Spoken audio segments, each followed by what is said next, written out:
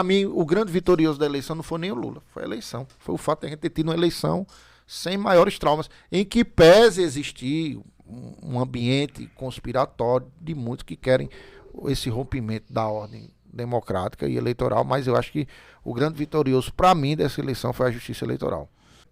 Porque Lula, basicamente, é a quinta eleição que ele ganha. Exato. É um poder muito grande na figura concentrada em uma pessoa só. Depois de Lula, quem vai vir? Tem um autor chamado Lenny Streck, que ele é um grande pensador, um jurista. Eu reputo ele até como filósofo. Ele escreve muito sobre direito constitucional e escreveu um livro sobre teoria geral do Estado. E nesse livro de teoria geral do Estado, ele fala das chamadas democracias delegativas, que é quando você escolhe uma determinada pessoa, muito ligada à América do Sul, e você delega a ele como se fosse o grande mecenas, o Messias, vai resolver tudo. Então, assim, isso é muito ruim. Que é muito ruim, né? Porque você personifica na pessoa, a pessoa encarna, e você deixa de votar em um partido ou em uma ideologia para votar em uma pessoa. Eu acho ainda muito cedo, ao que me parece, Lula disse que não vai ser mais candidato. E vai depender muito do futuro político de Lula, do que ele vai fazer nessa gestão, de quais vão ser os avanços, do que é que vai ocorrer. Ainda é muito cedo a gente projetar. O que a gente projeta é o seguinte: o Estado brasileiro está quebrado. Vai dar para fazer pouca coisa. Pelo menos nesse primeiro ano. A gente precisa retomar o crescimento. Aumentar o crescimento, aumentar o nível de emprego, para aumentar a arrecadação. Para depois de aumentar a arrecadação, pagar a dívida do Estado, para que o Estado com dinheiro em caixa possa investir.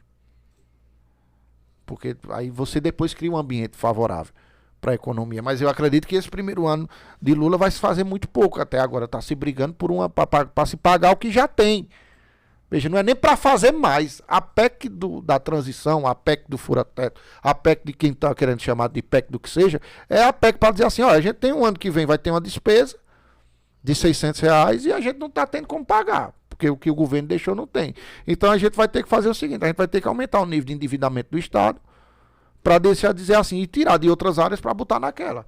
E a sorte do Brasil é esse diálogo que Lula tem, né, com os chamados, que estão utilizando muito essa palavra agora, os players da economia, né, os grandes, né, as grandes economias. O Brasil, no governo Lula, tem uma diplomacia mais aberta.